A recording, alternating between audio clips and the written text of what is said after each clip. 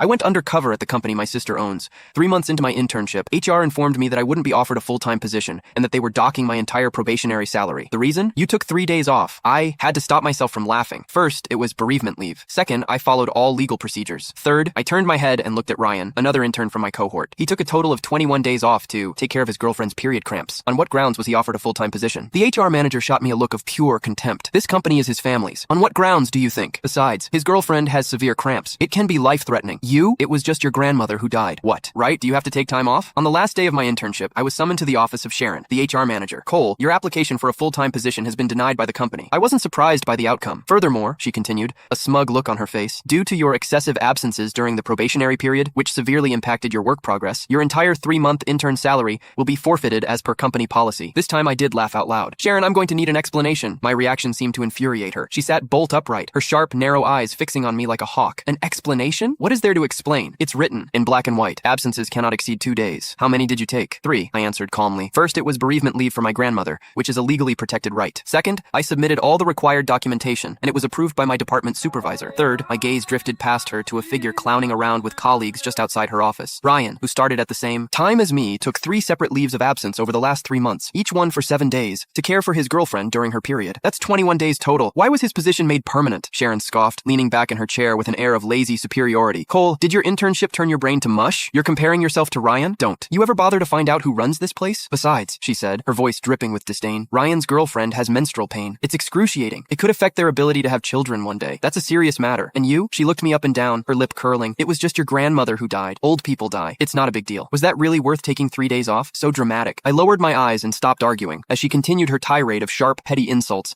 I silently reached into my pocket. My finger slid along the side of my phone and pressed the lock button. Just before the screen went dark, I saw it clearly. The bright red, pulsing timer of a voice recording. Perfect. I had all the evidence I needed. I walked back to my desk in the marketing department, my expression blank, my water bottle in hand. The usually bustling office fell silent. Every eye in the room swiveled toward me like a searchlight. I could sense the pity, the curiosity, but mostly the schadenfreude. The low hum of whispers was like the buzzing of flies. I ignored them all and walked straight to my desk to pack my things. My keyboard, my mousepad, a coffee mug I'd had for 3 years, a few textbooks. My fingers paused as I picked up the proposal for the Starlight Initiative. This plan, born from countless sleepless nights, had ended up being the crowning achievement. On Ryan's resume, I remembered it vividly. My direct supervisor, Greg, a middle-aged man with a receding hairline whose favorite phrase was, better to let sleeping dogs lie, had presented the proposal to Ryan in front of the entire department, praising him for his raw talent and promising future. And me, the actual creator, had received a dismissive, Cole contributed as well. Keep up the good work. All of this happened because everyone in the office was convinced that Ryan was the CEO's fiancé. Hey Cole, what are you doing? Ryan sauntered over, looking down at me with a disgusting, feigned surprise. Packing up so suddenly? Did Sharon say something hard? You can find the full story in my bio. It's free.